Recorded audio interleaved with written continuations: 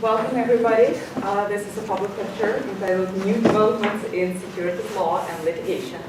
And without further ado, let me introduce our guest speaker, Les Silverman of Cleary Gottlieb, with 35 or 40 years of experience at Cleary. He's perhaps more than 40. I'm that guy's age.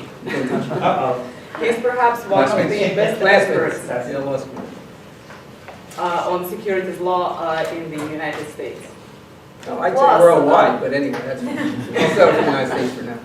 Plus, he and Professor Eakley of Rutgers Law School will have a lovely discussion about Johnson & Johnson and arbitration proposals at the end of the lecture. There's going to be enough time for that. Well, that's hopefully we'll have enough time for that.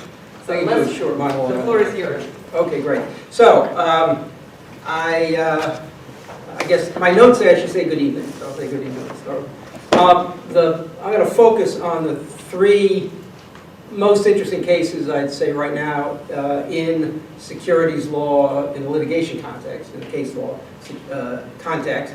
SEC versus Lorenzo, which was relatively recently decided by a 6-2 majority Supreme Court, with Kavanaugh recusing, as Kavanaugh had been on the DC Circuit, and indeed dissented from the decision by the DC Circuit, and so his colleagues disagreed with him ultimately when it got to the Supreme Court. But that's a very interesting case, recently decided by the Supreme Court. Then the next case I'll deal with is Emulex, and I'll just call it Emulex because it's a private action. Emulex was the defendant below, and the plaintiff has a name that begins with a V, and it's a long name, and you're welcome to see it at the back in the slide.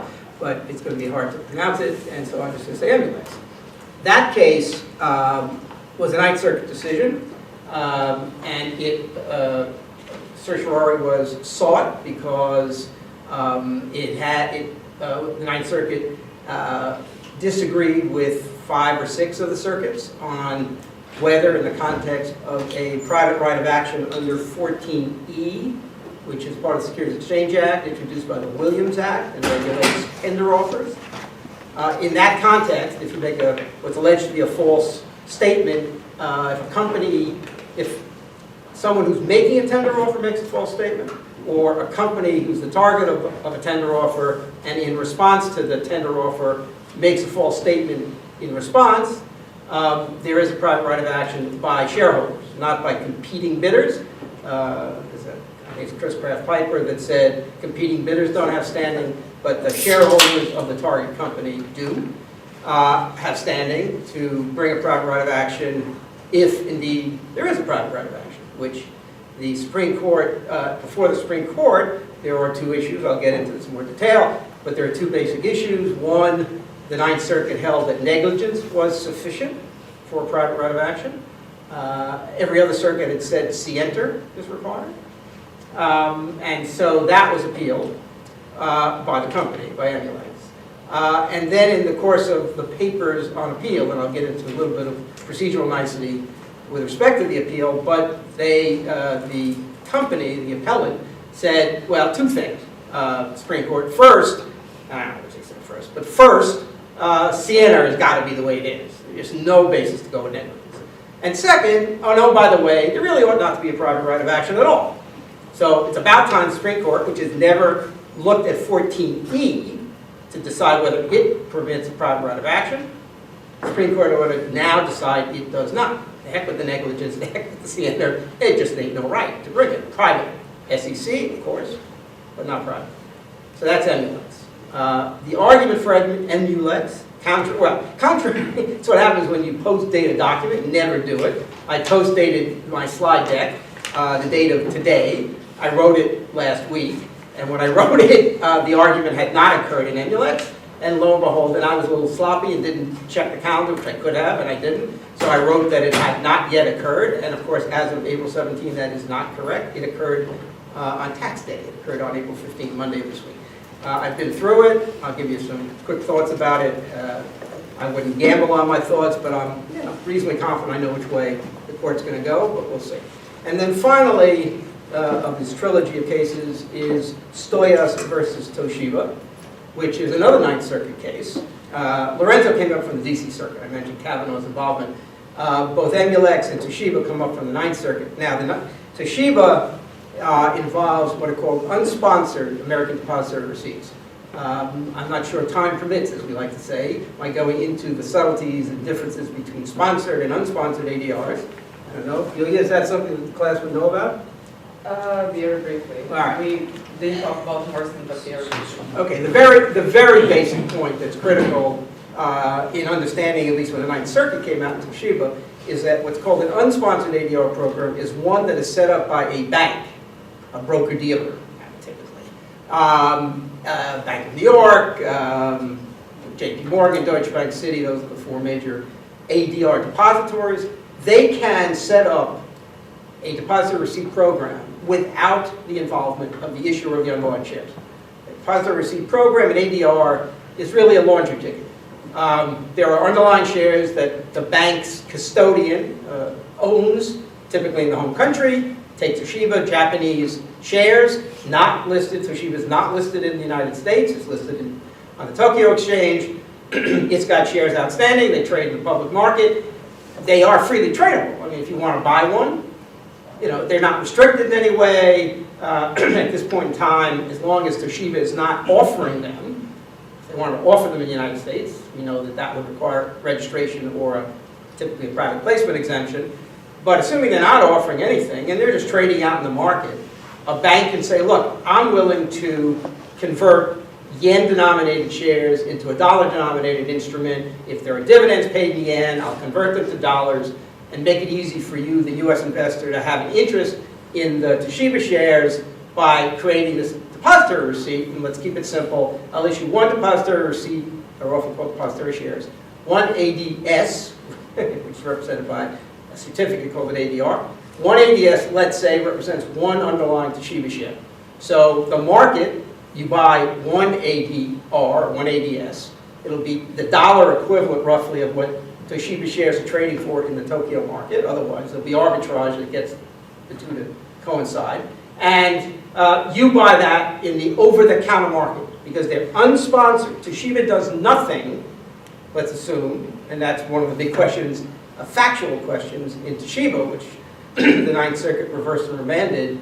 They reversed a dismissal, which we can get into, but they remanded it because they said, hey, district judge, go figure out whether Toshiba had anything really to do with the establishment of this program.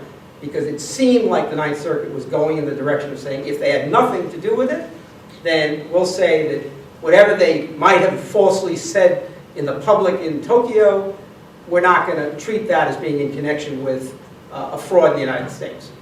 We'll see how that plays out. But again, it was critical that it be, or maybe critical, I would say critical, that it be an unsponsored ADR program done solely by the bank without Toshiba's involvement, as contrasted with a sponsored ADR program where the issuer of the underlying shares actually signs an agreement with the bank saying, could say, I'll pay some fees, you set this up, I'll cooperate with you. You can't list an ADR program. There are ADR programs that are SEC registered. They were offered publicly under SEC registration. They are listed on NASDAQ and New York Stock Exchange. They have to be sponsored. The exchanges won't let them be listed without them being sponsored, but they can be sponsored and trading over the counter as unsponsored ADRs do. Over the counter means not on an exchange. Okay. So Toshiba cert has been requested by Toshiba because Toshiba lost below. Toshiba had gotten dismissal on a Morrison argument, which we can get into briefly. But they convinced the district judge this was really, a Japanese matter, and you ought to dismiss under Morrison. The Ninth Circuit said, not so fast. We think it really could depend on how much involvement Toshiba had in setting this up. That's a factual question. We remand for that, but meanwhile, we'll reverse the dismissal and see what happens. Toshiba sought a Supreme Court review. Cert is pending. The Supreme Court has asked the Solicitor General to weigh in on whether the Solicitor General believes cert is appropriate. And that's where that stands. So they haven't granted it or denied it. They're waiting for the Solicitor General to weigh in on cert. Okay. I started the slides, and if what I say doesn't match what I'm not looking at, you'll wave and I'll look around and figure out what I'm too many pushes. I thought it was useful to start out laying out just background, preface, before I get to the actual cases in detail, lay out what are expressed private rights of action, which is on slide 2, and I think they're self-explanatory. What are expressed private rights of action under the Exchange Act? Again, self-explanatory. The reason, which I think quietly you ought to think about, however you have access to these slides later, is to compare and contrast the terms of implied rights of action and express rights of action. One, I think the best example, very quickly, is 10b, section 10b, where there's an implied right of action that the Supreme Court has long found. There was an implied right of action, that's ages ago. It requires scienter, because the Supreme Court concluded it speaks in fraud.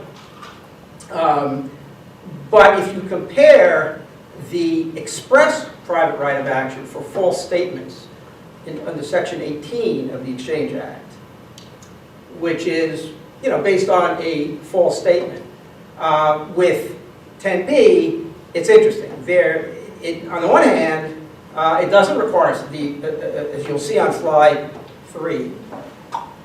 As you see on slide 3, that applies to any filings with the SEC. So 10Ks, 20Fs, 10Qs, 8Ks, not Form 6K. Again, I don't know to what level of detail you've ever had gotten to what requirements a foreign private issuer has when it becomes subject to Exchange Act reporting, because it generally because it lists in the United States or does a public offering in the United States of equity, but or of debt for that matter. But one of the requirements of a foreign private issuer is that it must annually file a Form 20F.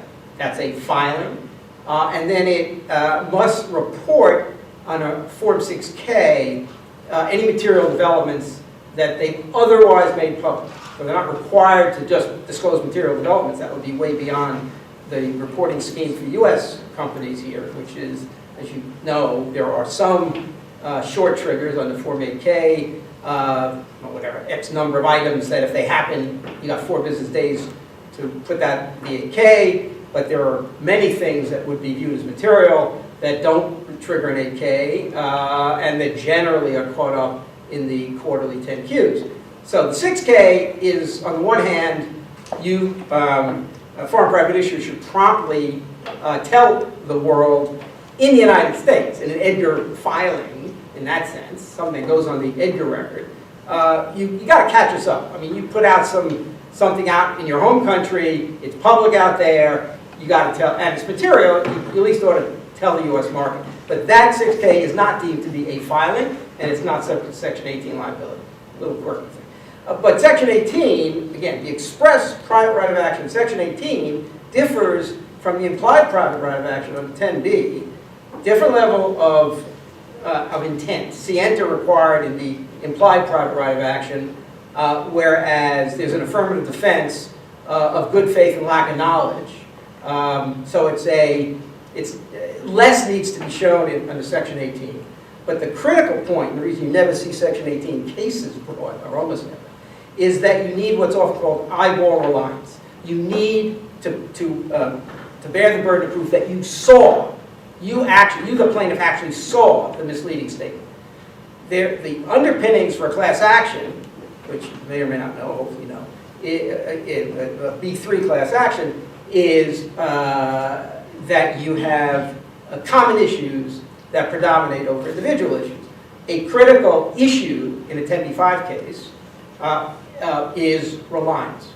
Private right of action requires the plaintiff to establish that it relied on the false statements.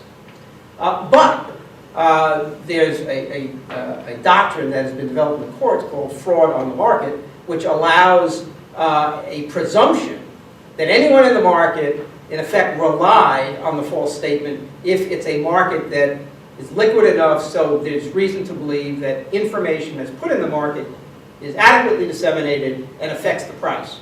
So if the company is alleged to have lied about the value of the company and the stock is therefore higher than it should have been, the presumption is even though the class never saw the alleged false statement, the fact that the market was liquid enough to translate information filed with the SEC generally is enough to establish reliance for a class action. That wouldn't work for Section 18. You actually need to say you've seen it. So class actions being, not to gun jump on my mandatory arbitration discussion, but class actions being the way in which the private bar makes money off of claims that they'd like to bring as a class, where they can aggregate damages. If you can't bring a class action, you're rarely going to injure someone. Now, I say rarely. There are now big institutional investors, pension funds and the like, that have enough skin in the game on their own investment that they could probably bring actions if they wanted to alone, but you rarely see a Section 18 action. So there's no implied private right of action under the Securities Act. The express ones are given in the earlier pages. For misstatements, it's Section 11 and Section 12A2. There is another one, 12A1, that deals with a failure to register when you're supposed to, violation of Section 5 of the 33 Act. But you don't need, no one's ever sought an implied private right under the 33 Act. Under the Exchange Act, as I said, is 10B and Rule 10B-5. And critical to looking at that, in addition to the distinction I was just talking about between Section 18 and 10B and 10B-5, other distinctions that are crucial when you think about 10B-5, and they come up in Lorenzo, are two. One, you don't have an implied right of action for aiding and abetting. The SEC can bring a cause of action for aiding and abetting. So what's aiding and abetting? Somebody deceived you face to face. Boom, they lied to you. But the way they lied to you is producing a piece of paper that included maybe a legal opinion. But the lawyers, they gave the opinion. They didn't go out to market the thing. They're behind the scenes. The question is, did they do something that was part of, that the investor, the aggrieved investor, can say, wait a minute, that lawyer is the one who tricked me.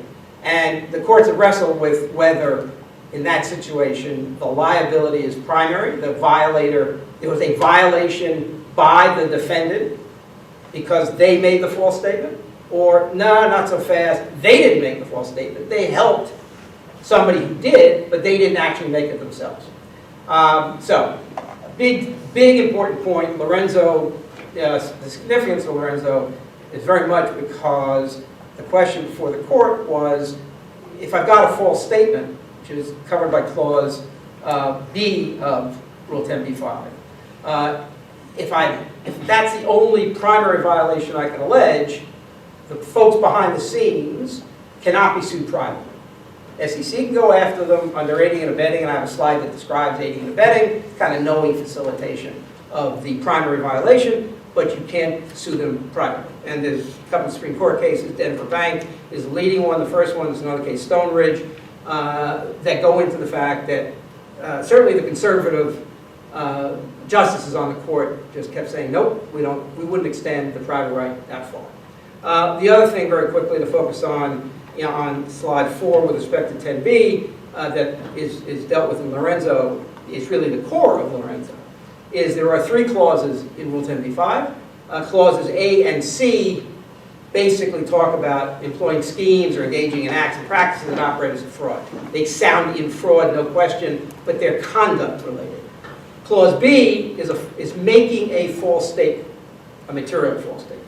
And the making point is what led Justice Thomas, in an opinion you might question, but it's great for the defense bar, in a case called Janus, and I talk about it later when I talk about Lorenzo, Janus, Janus, a big mutual fund complex, and basically, it's a crazy case, but basically the mutual fund was the one who was the entity sued.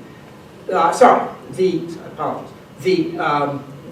manager, the investment advisor, was sued. Investment advisor said, hey, I never said those things. My mutual fund said it.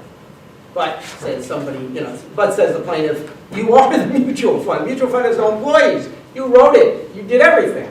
I know, but my name is not there as such.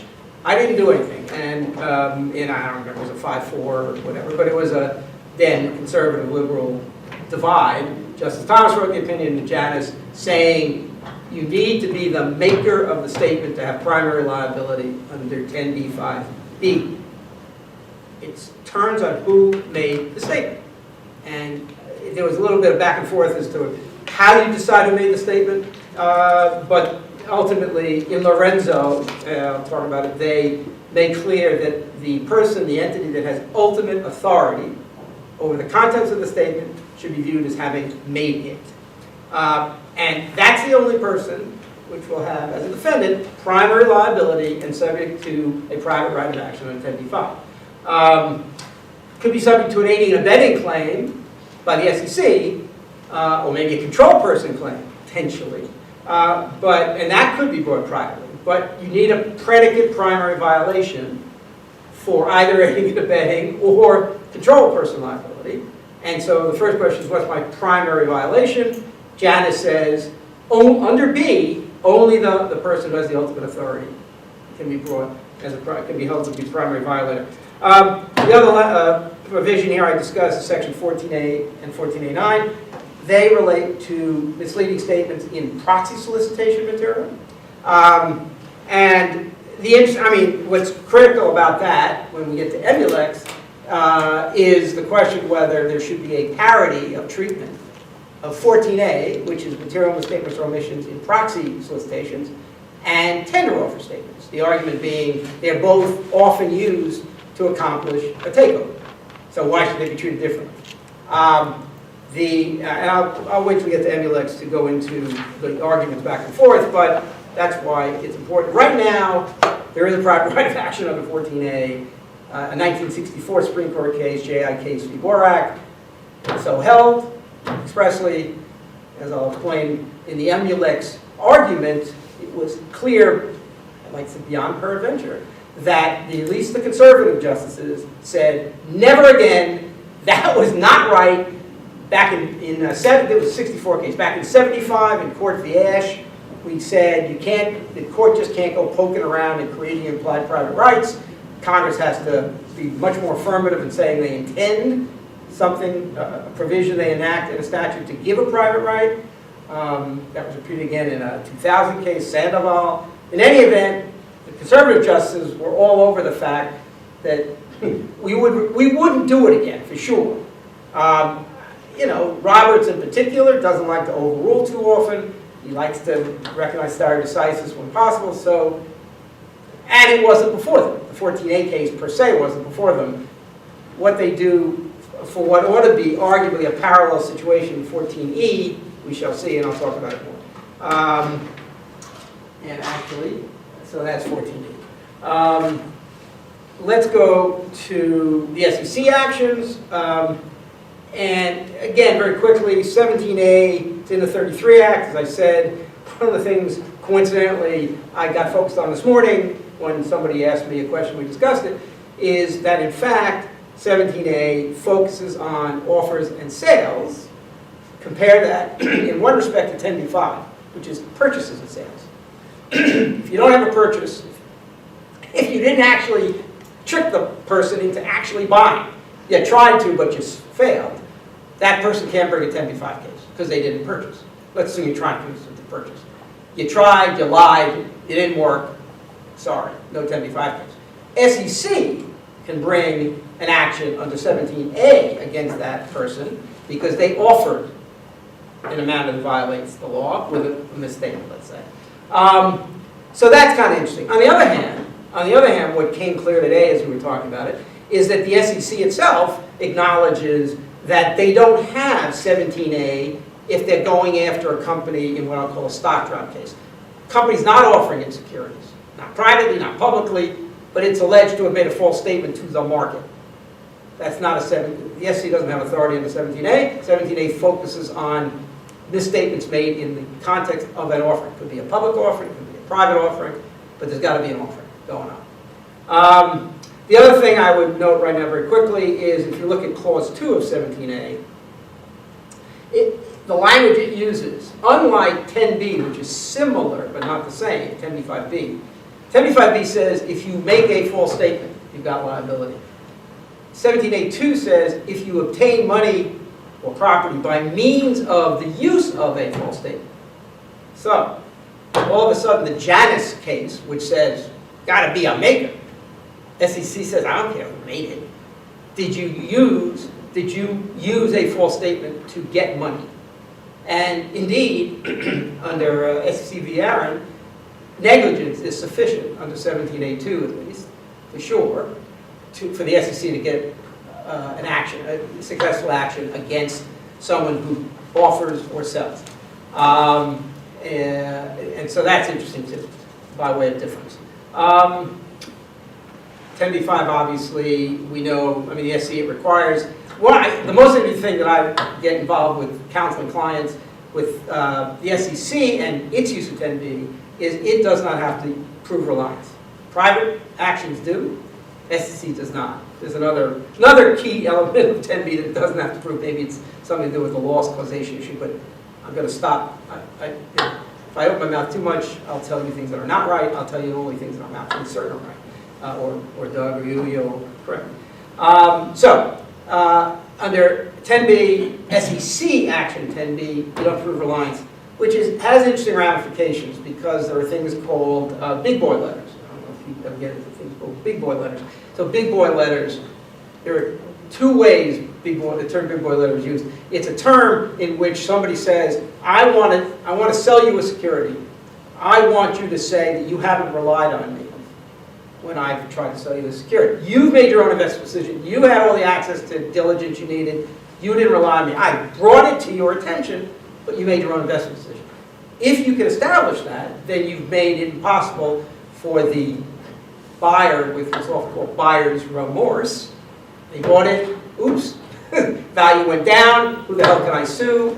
Well, you can't sue me because you've made it clear, you signed a piece of paper acknowledging that you didn't rely on me, and, it's important, and the facts bear out that you had the ability to make your own decision, investment decision, you had access to all the information you needed, you didn't need to rely on me.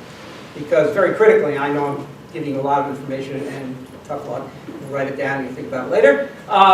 There is a provision in the Exchange Act and a parallel provision in the Securities Act, and this too will come up with the mandatory individual arbitration discussion if we ever get there.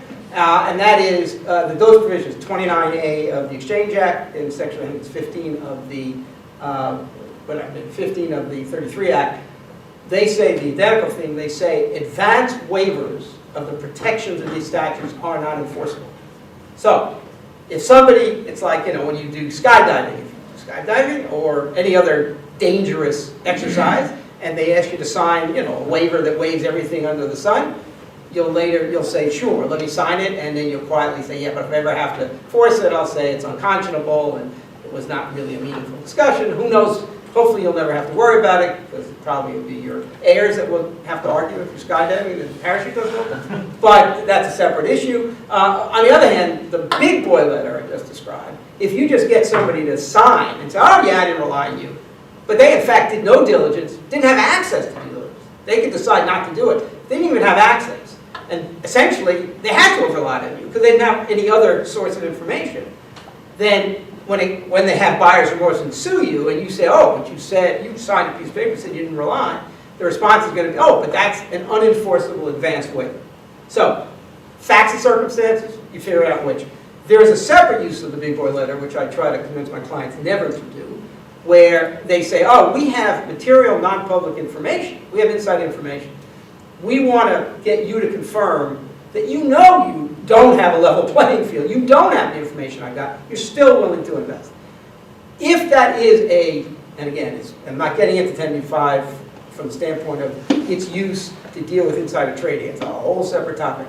But as you may know, it is not just, and Judge Rakoff, I just read something where Rakoff criticized, I think, a jury instruction or something where the prosecutors, I think, wanted to say, oh, the market's a level playing field. The answer is it's not a level playing field in the United States. 10b-5 requires a fraud. It requires either a breach of fiduciary duty or a misappropriation of information in order to have a predicate violation that then allows somebody to claim that insider trading took place. The SEC doesn't necessarily have that problem, or insofar as they do, they actually do, sorry, I'll take it back. They have that same issue to worry about. They've got some rules that make it easier for them to try to assert a claim. But insofar as somebody says, well, you didn't rely on me, because you signed a letter saying you knew I had non-public information, material non-public information, you decided to buy anyway. And so if you bring a private action against me, I'm going to try to argue that you didn't rely, and therefore you lose, and then that'll be met with this 29A, no, but it's unenforceable. Vis-a-vis the SEC, the effort to say, hey, they didn't rely on me doesn't work. The SEC does not have to prove reliance. So these big boy letters are only trouble. The SEC has occasionally criticized them. They're only trouble insofar as you're dealing with inside information. So far as you want to get a confirmation that the investor didn't rely, that's fine, but better make sure it's consistent with the facts.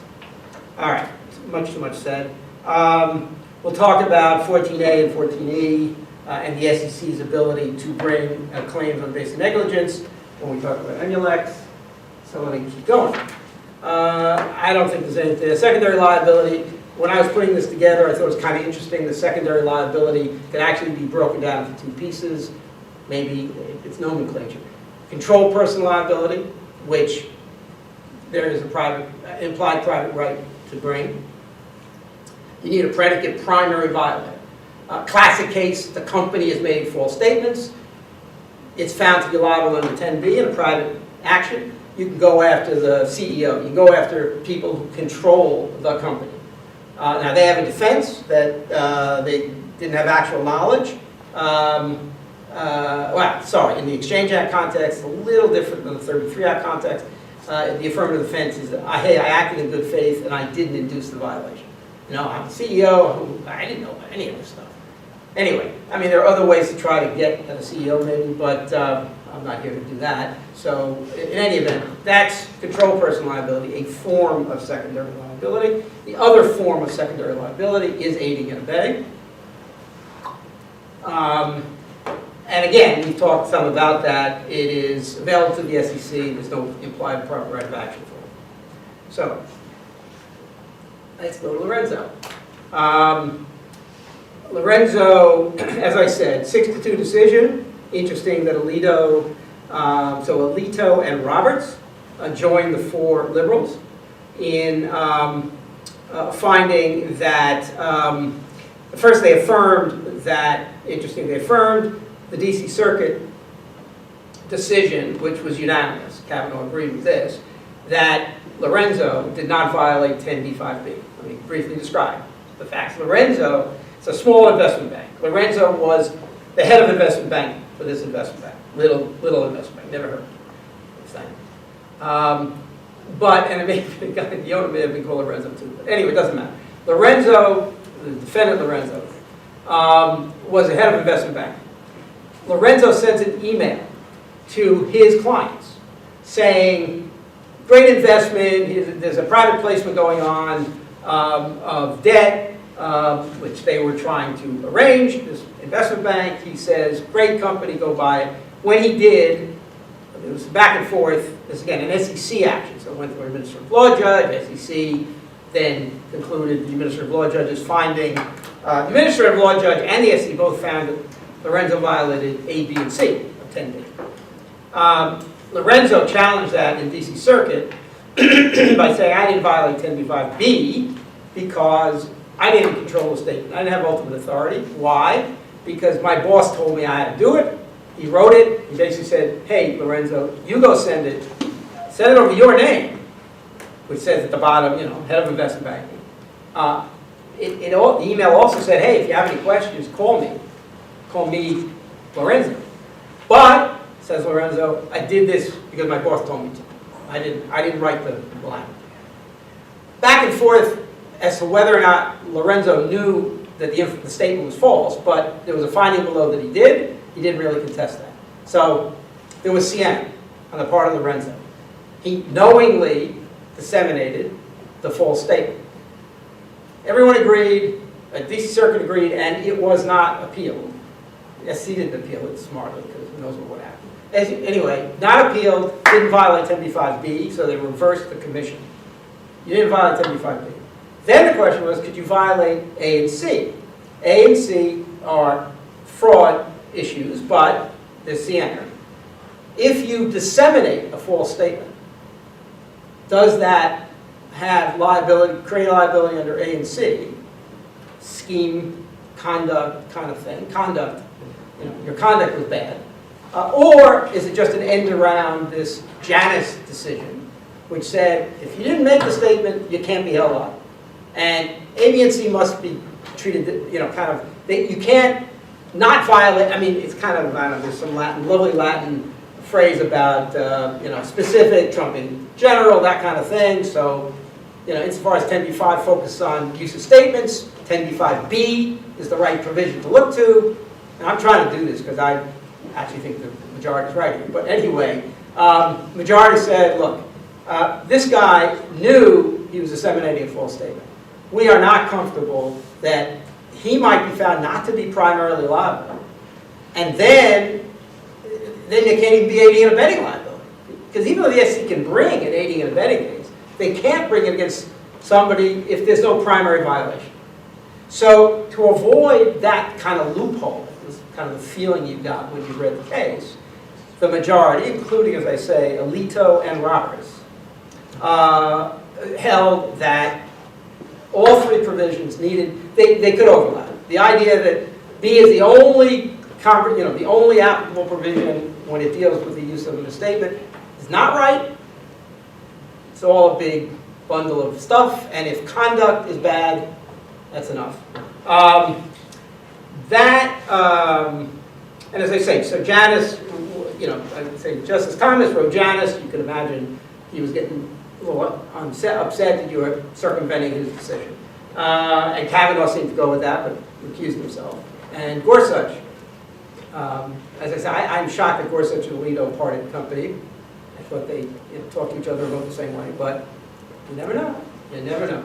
So that, I think the main takeaway from Lorenzo, for me, is, well, there's two things. One, having clerked a long time ago, Second Circuit, I like to, you read opinion, you think about what is, who missed what and who should be shot.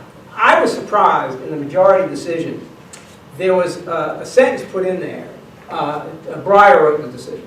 The decision, in the opinion, he stuck in a quote from Denver Bank. Now, Denver Bank did hold no aiding and abetting, but he basically picked up a quote, something along the lines of that even a bit small participant in the securities markets may be liable as a primary violator under 10b-5 so long as all of the requirements for primary liability are met. Now, there's a circular field to that statement, but what was annoying about it from the defense bar standpoint is kind of suggests that maybe a bit player could be held liable under A and C as primary violators, even though they clearly didn't make the statements.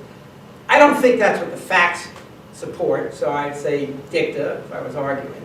And the court very clearly thought it was important that Lorenzo, first of all, clearly disseminated the statement, no doubt about that. People knew that, and he got his email. Okay, so it wasn't that they got a document from somebody, didn't know who it was. They got it from Lorenzo. He was the head of investment banking. The best contrast, and the dissent trying to make a lot of this, I don't think the majority would have disagreed if the facts were different. But, so the dissent says, well, I mean, if a secretary sends out a statement and knows it's false, sends it out because her boss said to do it, that's enough for liability. And the court said, look, this isn't even a close case. This guy was head of investment banking. He said, if you have any questions, come back to me.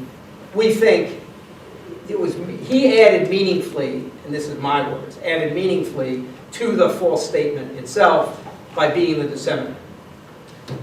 And where it can be very important is there's been uncertainty. Can I ask a question. Oh my God, really? You want to interrupt my mind? Yes. Sure. Okay. So, Supposing an associate of the investment bank, knowing it was false, Mhm. the investment was safe, not a second. What's your view? sends it out over his name. Yeah. I guess I would suggest they not do it. No, let's My say- advice before the fact No, no. is He do not did. do that. The fact is he did it. You know, I How think. do you defend him? One of the, well, I mean, I would say that there's not enough credence being given to the fact that he said it, but it's a close question. There's no question about it. I think the real practical takeaway for this case, when Janice came out, defense bar was That's trying. crazy. What? It's a crazy case. Well, all right, but where the rubber could hit the road here, and we didn't put this in our alert memo because I don't really want to make it easy for the plaintiff's bar. And people who are plaintiff's bar here, please leave or cover your ears. But it may be possible, I would be easily able to defend it, but may be possible to take Lorenzo in your classic capital markets transaction. So you've got an issuer selling securities through underwriters, has a prospectus or an offering document, if it's a private placement, that has a couple of things. First, it says in the front, hey, these are the company statements, they're not the underwriter statements, please remember that. On the other hand, on the front cover are the names of the banks, and they are the ones calling investors to sell the security. The question is, if they knew the statements were false, very unlikely, at least not any banks that I deal with, but more possible, they are found in hindsight to be reckless, which, again, reckless, there's a Sunstrand case, 7th Circuit says reckless is an extreme departure from the norm. And I say extreme. So, what does it take to be reckless within the meaning of 10b-5? I'd say it takes virtual, I closed my eyes kind of thing. There were red flags, they were really red. There's a horrible case, WorldCom, in which Judge Cote found red flags in hindsight that were absurd, but that's the risk you take. That is a risk a bank takes. So why do banks, even when they do private placements under a rule called Rule 144A, not SC registered deals, where SC registered deals, Section 11, noted in the slides, there is an affirmative defense of diligence, but plaintiff doesn't have to prove that. Plaintiff just says, there's a mistake, material misstatement here, or an omission, and now it's up to the defendant bank to say, oh, wait a minute, here's all the things I did, that's a good diligence defense. And in a registered deal, there's no question what they will do. They'll get letters from counsel about the accuracy of the information, broadly speaking. They'll get a comfort letter from accountants. They will do diligence. They will talk to people, depending if it's an IPO, they'll do diligence with vendors and all that. If it's a repeat issuer, they'll do less, but they'll still do diligence. Okay. The question, way back in 95-ish or so, Supreme Court decided a case called Gustafson v. Alloy, surprisingly, the Supreme Court said, in a private placement, you don't have 12A2 liability, another one of those express cause of action I mentioned in the slides. You don't have 12A2 liability. If you had 12A2 liability in a private placement, then you would have a question of I have a reasonable care defense, but I have to assert it. Again, it's not strict liability, but the seller must show that it had performed reasonably, exercised reasonable care in confirming the information it used to sell the security. The Supreme Court said in, I think it was 95, no, we the Supreme Court don't think a private placement is a public offering. That was easy. And we think, more interestingly, that 12A2 only covers public offerings. So, after that, everyone said, well, does that mean if you do a private placement, you don't have to worry about doing all that diligence stuff? And the answer the bar gave, it was a bit self-serving, but it was also, I think, good advice. And now even more so. You ought to do the same panoply of things you do in a registered deal. Maybe not in an IPO, but at least in a registered deal. Get letters from counsel. Get a comfort letter. Talk to the issuer. Read the documents, obviously, and think about red flags, inconsistencies. Why? Because you want to have a strong argument, maybe even a summary judgment strong argument, that you were not reckless. And if you can do that, then you can get out from under, let's say, maybe even on summary judgment. All right. So I think that's Lorenzo. Let's go to Ambulex. I should say, if anyone else has questions, by all means, feel free to interrupt. Cool. Quick question. So do you think, is there any reason to think that Lorenzo's reasoning doesn't apply to Section 18? Of 34? Correct. Well, there, if I remember right, 18 says the document has to have a misstatement, so I'm not sure you get into, it's really going to be against the company. I think 18 is principally a claim against the filer of the statement. It's typically against the maker, so I'm just wondering if it's... Well, yeah, the maker in an SEC filing will be the company. Right. Does it have the same kind of, I forget the statute myself. Well, the reason you do is nobody brings cases on it. Right. They really don't, because you can't get easily class actions on it, and so they don't bring. Right. They'll bring 10b-5 instead. No, but institutional investors bring. What's that? Institutional investors bring up that claim. Yeah, but I don't see much Section 18 stuff. So the short answer is, I think if the company's made the filing, you're going to go after the company, you get control, you go after their control persons, make life miserable. There's no aiding and abetting private right there, I don't think. It's not expressed there.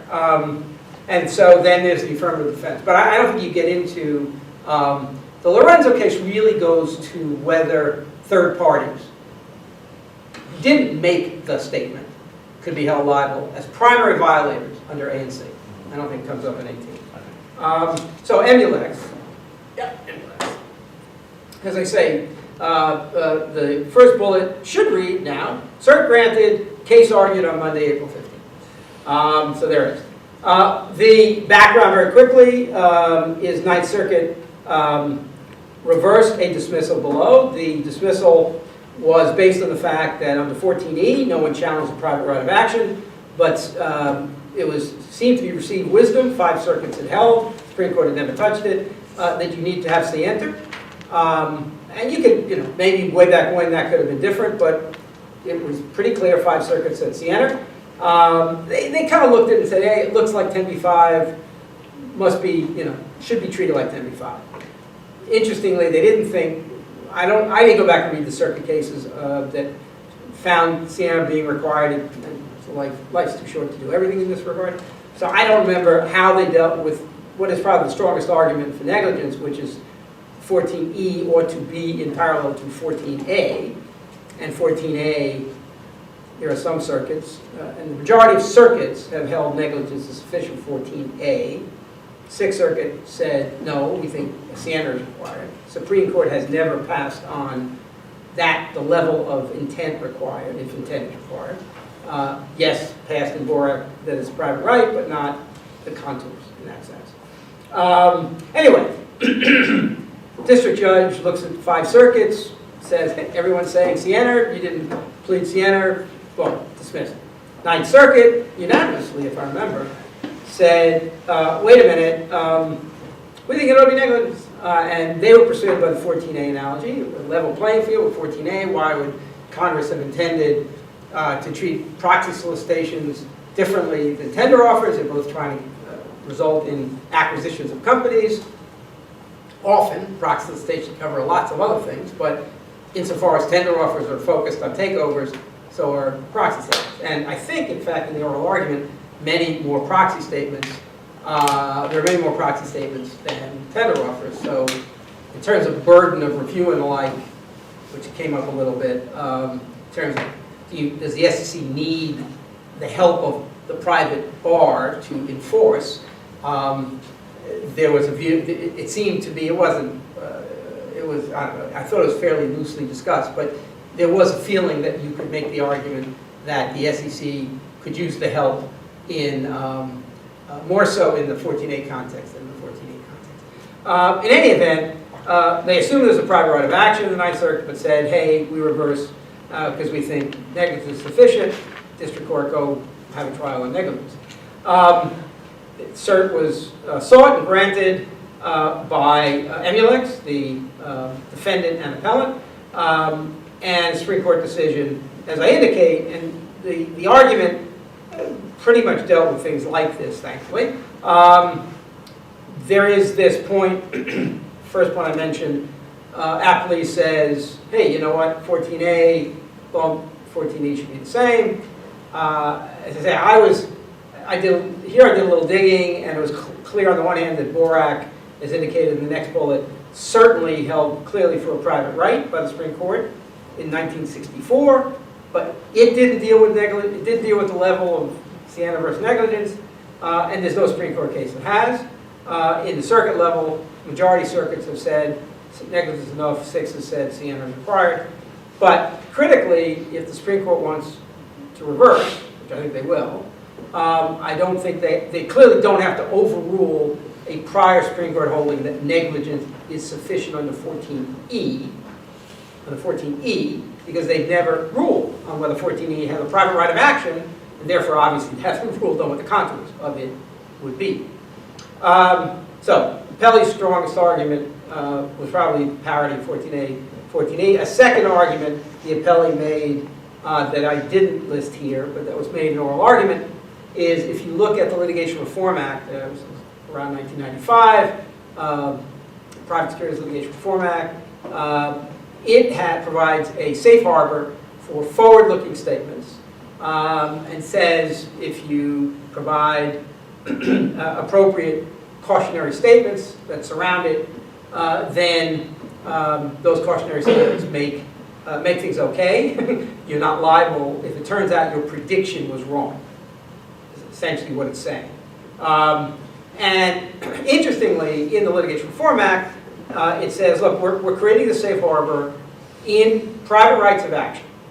And they list a bunch, and then they say, except for a couple of types of private rights of action, one of which was tenure. So the appellee says, hey, look, Congress in '95 seemed to assume that there's a private right of action. How much weight to give that, I don't know, but it's some weight. Another thing that came up in the argument that I didn't realize, but I didn't exhaustively read the briefs, I glanced at it. In the argument, front and center actually was, and actually the liberal justices were banging on this, and they said to the appellant, hey, look, you didn't raise this no private right of action. Forget the negligence. The other point, as I said earlier, the whole question whether it's a private right of action, you didn't even raise that until rehearing, until you sought rehearing in the Ninth Circuit. So you didn't raise it before the panel. They didn't have a chance to pass on it. We think the Supreme Court, it would be improvident for the Supreme Court to weigh in that situation. The appellant said, well, wait a minute, in the Denver Bank case, so the Supreme Court actually sua sponte raised whether there should be private right of action in aiding and abetting. It wasn't even raised in the briefs. So, come on, there isn't a procedural bar to my raising this at rehearing. And they went back and forth some, and I think my view is, the bottom line, my view is that even though the methodology for implying private rights of action, the analytical underpinnings of that, was so clearly in the minds of at least the majority of justices now, the 5 conservatives, so clearly changed and narrowed in a couple of cases, Court v. Ash and Alexander v. Sandoval, subsequent to Borak. Much tighter. We're not going to just think, oh, yay, Congress thinks this is bad, they must think it would be better if it was enforceable privately as well as publicly by the SEC. We're going to need some more evidence that Congress wanted it to be enforced privately, and absent that, we're not going to imply a private right. And they said, hey, if we had Borak today, we wouldn't do it that way. Did the Solicitor General participate in Yes, they did. I'll get to that. Because in Borak, didn't the SEC take the position that we needed Oh, private sure. securities general? Oh, sure. Well, guess what? Solicitor General says, Solicitor General came in and selfishly, in a way, said, forget the private right. We don't give a damn about private right. What we care about is that you interpret 14E to allow us, the SEC, to do it on negligence. We're not stuck with Siena as the SEC. But private right, who gives a damn about that? Literally, I mean, it was a woman who was arguing for the SG's office and just kept saying it over and over again. Not that we don't care. We think this is a perfectly nice argument. There is no private right. But we kind of don't have skin in that game. All we want to be sure of is you preserve negligence for us. Anyway, I think it's going to come out. I think the combination of the little procedural thing, which might be just a hook, the little Litigation Reform Act, which I thought was kind of interesting evidence that you could point to if you wanted to. I think the 5-judge justice majority conservatives who would normally say, and did say, we're never going to imply private rights the way they did in '64. I think Roberts in particular will not reach out to sub silentio overrule Borak and a whole line of 10b-5 cases and 14e cases. I think the posture is going to be let it be private right, let it be with Siena. We'll see. But we'll see. For both the SEC and the... What's that? That will be the standard in your opinion, both the SEC actions. No, I think just the way Or inherent, the SEC just the way will there's be a on dichotomy between 10b-5 and 17a2. So no private right of action under 17a, SEC you can do it with negligence. Under error on Right. the I think similar I think that's how they're going to cut it. But again, they don't have to say what the standard for the SEC is. Stop before them. So they might not say anything. They might simply say we think it's private right, and as to the SEC, we'll decide that. We'll decide that if it ever comes up, or we think it needs to. Or they may give a nod. As I say, I think the better view would be there is a private right. I'm sorry, there is authority in the SEC to bring the action, and there's enough basis to argue for negligence that the court would allow that. And finally, Stoyas versus Toshiba. I did some, I think, sufficient background explanation, unsponsored ADRs. The argument, what gets very interesting about Stoyas versus Toshiba, so Toshiba has had a big mess, to use a technical term. They bought Westinghouse. Westinghouse had whole problems with nuclear reactors or whatever. It went down the tubes. That took Toshiba down pretty far. Didn't quite put them in bankruptcy, but pretty far. They didn't bother to recognize that for a long time. So pretty easy to say that they held back from the market information, and they were bad in that sense. But they didn't offer their securities in the United States, or at least they may have, and that's a separate case. The case that was brought, that we are dealing with, is a case brought by a putative class. Class termination hasn't been held yet, but a putative class action claiming that we bought these unsponsored ADRs in the U.S. over-the-counter market, and we therefore have, under the Morrison parlance, we have a domestic transaction. There's no question. Again, can I assume knowledge of Morrison? Okay. So, Morrison is a great example of why dicta is treated appropriately as dicta, because Morrison, so-called FQ case, foreign plaintiff, foreign defendant, foreign exchange. It was foreign.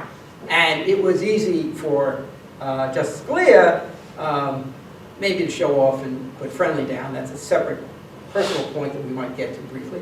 But in any event, it was easy for him to say, no, I want a nice, simple 33 Act, 34 Act, frankly, all of these statutes, Commodity Exchange Act, although he only dealt with the Exchange Act, he dealt with the 10B case. And in the context of that case, it was easy to say everything was abroad. And I don't think the statute provides for extraterritorial application. So I dismiss. Judge Friendly, great guy, maybe crazy test, conduct effects, so mushy, gushy. Who needs that? Who needs all facts and who knows what, can't predict it. So I want a nice, simple test. It's got to be a transaction on an exchange, U.S. exchange, or in the U.S. over-the-counter market, essentially. If it's transaction outside, focusing really on the Australian Stock Exchange, which is where the plaintiffs had bought their securities, easy peasy. That's not in the United States. So what are we doing? Okay. That was Morrison. But now Morrison has been extended over time pretty quickly to apply beyond the Exchange Act to all of the statutes in the securities regime, including the CFTC, Commodity Exchange Act, criminal, civil, you name it. It generally, SEC, DOJ, private actions, all under Morrison, this domestic transaction point. And again, they go beyond, the cases go beyond the FQ into situations where there are even U.S. investors. U.S. investor goes to his broker, this is a district court case, goes to his broker in Credit Suisse, says to Credit Suisse in, I'll say New York, somewhere in the United States, buy me some Credit Suisse shares. Broker buys them on the market in Switzerland. Clearly that's where he bought them. Then there's a lawsuit brought, I think maybe against him for misleading her. I can't remember if it was him or Credit Suisse in a sense. But court said, wait a minute, district court said, wait a minute, it wasn't appealed. That transaction was in a foreign exchange. Easy peasy, Morrison. Not a domestic transaction, goodbye. Dismissed. So, the tough issues that we now see bubbling up that Morrison didn't have to deal with. So the first one is in Park Central. And Park Central dealt with an interesting case. I'm already running out of time, beyond it, but I'll keep going very quickly. So Park Central, Second Circuit case, involved what are called total return swaps, which is in the nomenclature of the 34 Act, a securities-based swap. It's covered by 10B as if it's a security like a share of stock. A bunch of U.S. hedge funds were induced to enter into total return swaps in the United States, which said basically, we will get returns based on, or losses. We will get gains or losses depending on the movement of the underlying shares, which were Volkswagen shares, in the German market. They bought these things, so it's a derivative. It's an indirect economic play off of Volkswagen shares. They only trade in Frankfurt. But these derivatives were signed in the United States. So I think it was Judge Sand below. I remember that, I think, because he was the first clerk for Irving Kaufman, who I clerked for many years later. But anyway, it's a tough case because it's a domestic transaction. And so under Morrison, sounds like you're kaput. But Sand didn't like it, and he said, you know what, this is really, in form, there's a transaction in the United States, but in substance, it's just a laundry ticket to buying the stock in Frankfurt. I'm going to conclude it's not really a domestic transaction, and I'm going to apply the Morrison concept and dismiss. Second Circuit affirms unanimously, three-judge panel, per curiam opinion, if I remember. But Judge Laval, Pierre Laval, one of the three judges, wrote a concurrence. Interestingly, for what it's worth, Pierre Laval, who happened to had been a partner at Cleary before he went on the bench, was a law clerk to Judge Friendly. Some reason to think that he wrote his concurrence to kind of defend the honor of Judge Friendly. Seriously. I know you smile, but I actually think there's something to it. Because he basically, if you read his concurrence, he says, you know, the idea that it's all simple, easy peasy, bright line, the world's not built that way. What you really need to understand Morrison, at least when you apply it downstream, so it's not the simple F cubed case that you're talking about, but it's got some US elements, what you really should do is say, all right, it's necessary that there be a domestic transaction, but that's not sufficient. And then you decide, once you have, if you have a predicate domestic transaction, then you decide, in the words of Park Central, is this nevertheless a predominantly foreign matter? You know, the bad guys are all outside the US, they spoke outside the United States, the securities trade outside the United States only, that was his decision. And he kind of said, you know, that's kind of context and effects. No, it's kind of facts and circumstances anyway. So that's what he says. Very quickly, we get to the Ninth Circuit. So the Ninth Circuit has a similar situation. Now, it's ADR, so it's not total return swaps. And to some degree, the Ninth Circuit, I don't know, if you read the opinion, I thought it was kind of sophomoric, but maybe it was right for people who weren't that sophisticated in the market, and they go through and what's an ADR, and blah, blah, blah, and is it different than a total return swap? And it really isn't a lot different in many ways. I mean, you're getting the indirect benefit or detriment of investing in the underlying shares by buying the ADR. So there's a symmetry with, or an analogous circumstance to the Park Central case. Although you could try superficially say, oh, no, that was total return swaps, and we're dealing with ADR, and they're two different things, and so we can come out differently. I don't think that holds water, particularly. We'll see what the Supreme Court does if it takes cert. But Ninth Circuit said, look, we think this Park Central case is crazy. We think it just really ignored the concept of Morrison, which is a simple, bright line. It returns conduct and affects kinds of certain facts and circumstances. We're not going to follow it. What they said, though, thankfully, for the defense bar anyway, is, but that doesn't answer the question either. So we think it's a domestic transaction. We think it passes the Morrison test. We think, therefore, we wouldn't dismiss for lack of jurisdiction an extraterritoriality analysis. What we think the right way to look at this is the fraud in connection with the transaction? Did Toshiba, when it put out its statements in Japan, intend to induce purchases of these ADRs in the United States? Not crazy. And in talking about that, and I write down a few things from the case, it was interesting. Not in their complaint, but in their pleadings, in their oral argument, the plaintiff said, oh, Judge, you got to understand that these ADRs, they may be unsponsored literally, but the company knows it's happening, the company is asked to object, and if they don't object, then it goes forward, so they kind of know, and whatever. They kind of waved their arms, and the judge, the Ninth Circuit said, you know what, that's very interesting, now go assert it in a complaint, in which you're standing up for what you're saying and not just talking in oral argument.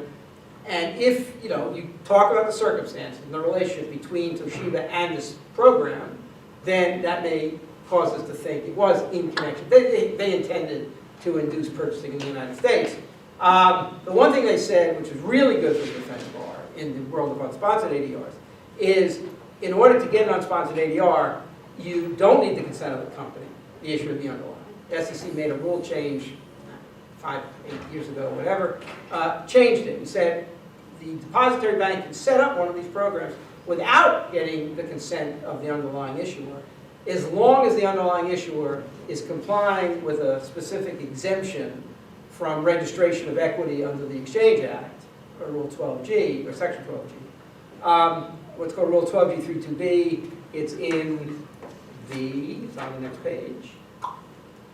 So the last page, thankfully. So 12G32B is an exemption that a company can get the benefit of by putting certain documents, its financials, things like that, in English on its website.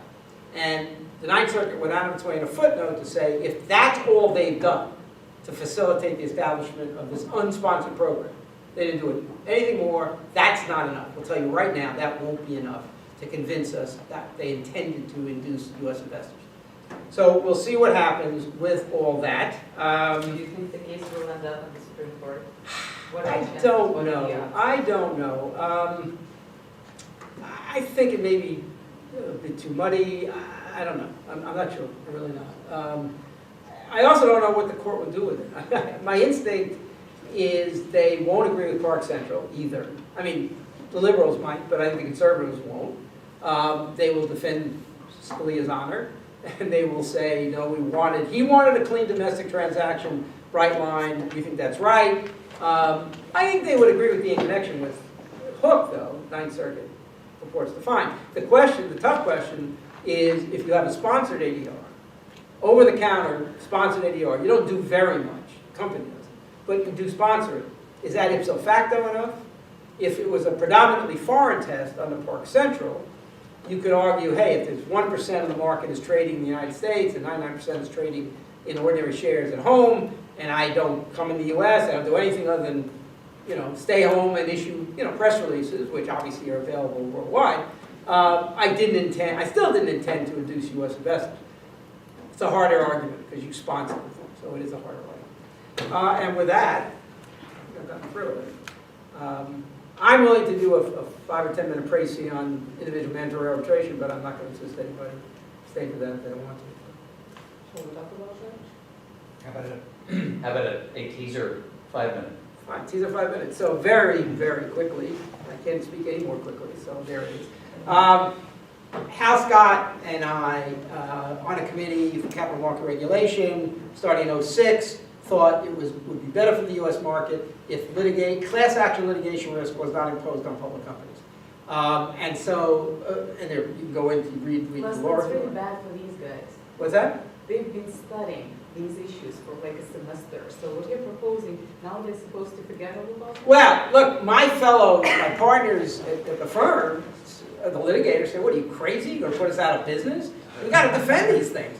And I say, look, I am doing scholarly work. I am trying to do, pro bono for the good of the United States, capital markets. It would be better. Anyway, you can debate whose ox is gored. I mean, the plaintiff's bar would be the most gored for sure. Second would be the defense bar. But for the good of the world, we think instead of class actions, let the SEC enforce as much as they want. But if the shareholder wants to bring a suit against the company, and it could be under Section 11, it could be under Section 11, could be under 10b-5. Doesn't matter. It's a suit that claims you, company, defrauded me into becoming a shareholder. Where we say the company's charter, or the original proposal was more shareholder friendly. It said, look, we should allow shareholders to decide by a vote if they want to amend the bylaws to require that they only bring arbitration cases against the company on an individual basis, because they agree with us that would be better for the company to stop throwing away money on settlements and to distract management. And if we got bad guys in management, let the SEC knock them off. That's the policy. So very quickly, the SEC, notwithstanding at least 6 U.S. Supreme Court cases, saying the Federal Arbitration Act, passed in 1925, says that arbitration is a perfectly good forum for vindicating rights under statutes, all kinds of federal statutes, contracts, you name it. It's fine. The SEC has taken on itself to say it's not good public policy. We won't allow mandatory individual arbitration in a charter. And in bylaws, if shareholders have the temerity to propose it, we're going to say, if the company says to us, we want you to exclude that because it would violate the law, we're going to say, okay, says the SEC, and they've done that back in 13. We think that's ridiculous. We think federal law is incredibly clear, couldn't be more clear. So we said, come on. And what happened was Hal Scott personally is a beneficiary of a trust which owns stock in Johnson & Johnson, enough to, you don't need very much, $2,000. You have to hold it for a year. He's got more than that. He says, oh, you know what, I'll bring a shareholder proposal to J&J. I'm entitled to. So he does. J&J decides they don't want to deal with this, so they hire Skadden Arps initially to submit a letter requesting 14A relief. I don't have to include that in my proxy statement. We respond, and again, I use the term we. Clear Gottlieb is not part of this. I'm interested as an academic matter, but this is Scott's case. And Scott's been doing fine in the submissions. Scott writes a letter back saying, this is ridiculous. The claim was, don't include it because it violates federal law. That was the initial claim by Skadden on behalf of Johnson & Johnson. We said, here's 6 cases. Easy peasy, it's wrong. I mean, there's a case Epic, the most recent one. We just quoted a bunch of language because it was easy. Very quickly after that, where Jersey Council comes in, is that serendipitously, there was a case decided, so unfortunately it was more than a 5-minute Tracy.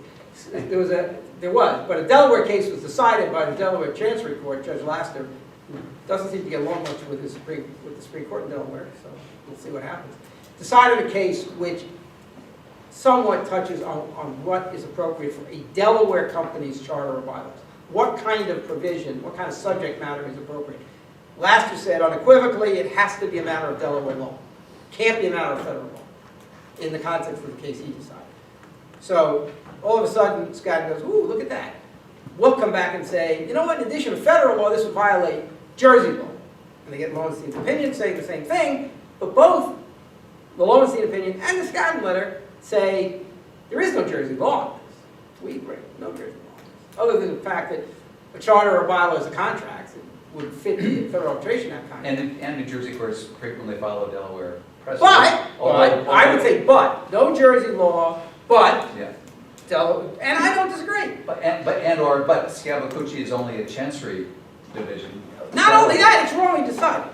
I would be delighted over drinks to explain so unequivocally why that was wrongly decided. Anyway, Delaware law, we follow it. Chancery decision saying, gotta be a Delaware law case in order to have it in your charter or bylaws, and boom, and Lowenstein, he said the same thing, he said, follow that, whatever. We came back and said, again, royal we, Scott came back and said, look, there's a burden of proof here that the company has to have. How, there's no Jersey law. There's a Delaware Chancery case which we think is wrongly decided for these reasons. That's not enough to meet the burden of proof that it violates state law. Before the ink was dry on that response, Something more comes up. yes, the New Jersey Attorney General, out of the blue, puts in a letter to the SEC saying, yeah, this violates Jersey law. There's this Delaware case, and then there's a statute, which again, he quotes, and it definitely, I'd say, definitely not on point. Lowenstein did not point to the statute, because they were right in not pointing it. It doesn't, what the statute, and it's one in Delaware, there's a mirror one in Jersey, says you are permitted to make Jersey or Delaware, depending on where you are, the exclusive forum to resolve Jersey law matters to Jersey or Delaware law matters to. That's what it says. You are permitted to do that. And it says expressly, without limiting the general provisions that say you can have a charter or bylaw provision that deals with the relationship between the shareholder and the company. The linchpin of this is, does the purchase of a security, make it purchase for a second, the purchase of a security alleged to be fraudulently induced by the company, is that a matter between the shareholder and the company? And I think it's obvious, because they created the relationship. So I think it's not, contrast with a tort case, right? I happen to be a shareholder of a company. It makes chemicals. I suffer product liability damage. No, that, you couldn't have a bylaw provision requiring me to go into anybody's court on that tort case. It has nothing to do with the shareholder-company relation. Or you have a contract. You're a vendor to the company. You have a contract. Similar. Nothing to do with your shareholder relationship. You have, it's coincidental. So we're going to, let me get 30 seconds, Sure. not to the last minute on the debate, but to point out the consequence of Sure. permitting bylaw provisions, which are contractual relationships between shareholders Agreed. and the corporation. Actually, they have to be in order to work. And arbitration clauses are contractual in nature. But if you were to require arbitration of securities fraud claims Yeah. and eliminate class actions, you're also eliminating virtually all discovery. There's no discovery in arbitration. You eliminate judicial supervision of settlements, so you can buy off, the corporation can buy off the plaintiff, and you really don't have the private attorney That's correct. action. That is correct. I say this as a defense lawyer, formerly, but it truly will have absolutely huge reverberations. When I say, you're looking at it in a very micro way. Let me add why I think your view will not hold. Not in the legal system. Who owns stock today in US companies? Institutions. Institutions. Take the top 4 institutions, BlackRock, State Street, Vanguard, Mm-hmm. and increasingly Fidelity. Mm-hmm. What is their share of the US market? Big. There's an antitrust thought floating around in respect of that. That's Yeah, but they are holding. Now, you go to them and say, there's no class action, there's arbitration. Yeah. How much capital are they going to provide to those companies? I don't know. It's an interesting question. I'm going to tell you the answer. Okay. Here. And why do you say that? Because, listen, right now, Yeah. there's Climate Action Plus. Okay, you know what Climate Action Plus is? Climate? Action Plus. No, I'm not sure. It's large institutional investors right now doing corporate governance work, Mm-hmm. okay, on everything. Okay? Yeah. Is it for reputational businesses? No. Who's backing it? BlackRock, Vanguard, who has the money, Okay. right? So basically, activists, why activists have some stake? If BlackRock says, I don't want to back activists or anyone else, all this stuff goes away. So even though we have, and I've taken a lot of courses, I've written on activism, the forgetting capital markets will work towards who are the providers of capital. And the providers of capital don't like arbitration per se. Why? Because they've been hurt. managers have had, the WorldCom, the Tycos, etc., Yeah. right? Staggered boards are being removed at a huge rate. So it's not, I mean, it might be a case here, there, but it's going to But they're be- gonna, the same people, those very same four big investors, are paying a hell of a lot of money through their company They, remember, to compensate the plaintiff class. So they're moving money between one pocket to the other. yeah, but you gotta. And plaintiff counsel are taking 25-30%. So let me ask you this, who provides money to BlackRock? Who's the major? Right now, it's ETFs, that's for sure. No, It's no. ETFs, come on. Yeah, but even ETFs, listen, I've had great ETFs, okay? So, ETF is just a pack, one last one, okay, one last. One more thing. Yeah, one more. What you add on that? Easy peasy, as we legally say. Yeah, that's Okay. a term I learned in Yeah. law school. So I need to have it over. The main thing to remember is pension funds, what do they think about managerial malfeasance? Mhm. They think it exists, every manager's a crook, right? Not necessarily. So they will tell BlackRock, we hate managers who do material misstatements, etc., whatever, you know, in there. So you think BlackRock is, that's where their money is? Well, we'll see. I don't know. Like I say, there's two different things here. I One are the understand, legal yeah. principles under which this is purportedly not permissible, which I think don't exist. And there's separately a question of whether it can be put through. How about section 29 and the prospective waivers of securities law, which are not enforceable? Not a problem, because the Federal Arbitration Act says you can go into arbitration, and that's a perfectly good vindication. Indeed, they reversed Wilco v. Swan, right? Wilco v. Swan, 1954 Supreme Court case, 33 Act treated arbitration agreements as an impermissible waiver, and then they reversed that in 88 with a couple of American Express Shears and Lehman cases, one of the 34 Act, one of the 33 Act, and they said, no, Federal Arbitration Act provides an appropriate forum. It's a perfectly good vindication. Definitely not a 29. And the Definitely not a 29. We should conclude the class with thanks and then put your question to Lester when we're, Sure. I'll wait till everyone's in. yeah. You want to conclude? This is great. Thank you. Thank you. All right. So the other